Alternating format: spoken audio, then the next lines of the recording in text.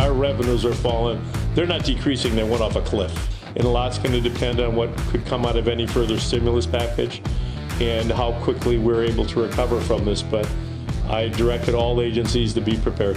Dee Goodman opened her barbershop yesterday. She got a $1,000 fine immediately. The woman had $200 and now she's got a $1,000 fine and she's going to get one today, she's going to get one tomorrow and the day after that and the day after that.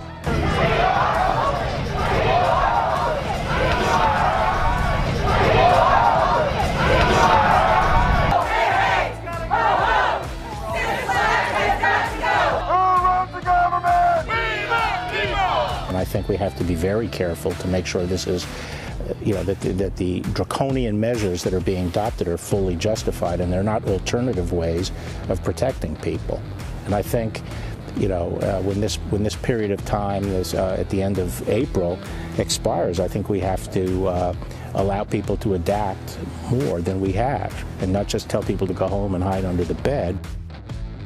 Governor, the protest that made its way to the governor's mansion last weekend, were you ever concerned about your safety at all?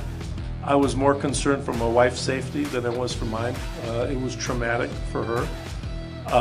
When you've got a dozen people with AR-15s, charging up to your door, walking up to your door, and SWAT and the dogs have to intervene, it's not a comfortable situation. I think these are really isolated extremists that are there, and to see children there was troubling for me.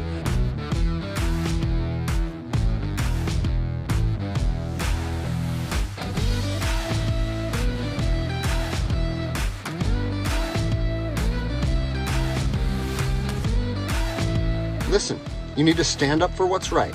If you're part of a department or an agency that is asking people or asking their officers or their deputies to impose on people's rights and infringe on their freedoms, you need to step up and say, no, that's not me.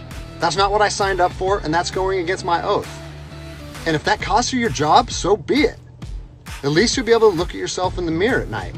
I've already expressed this to my department, and luckily for me, I come from a department that I feel like my chain of command shares my view, but I don't care what department you're part of or what your chain of command thinks. You don't get to trample on people's liberty. Now, I want to remind you that regardless of where you stand on the coronavirus, we don't have the authority to do those things to people just because a mayor or a governor tells you otherwise. Those are de facto arrests. We're violating people's rights and taking money from them, or even worse, arresting them and depriving them of their freedom. Our power and any government official's power is derived from the people.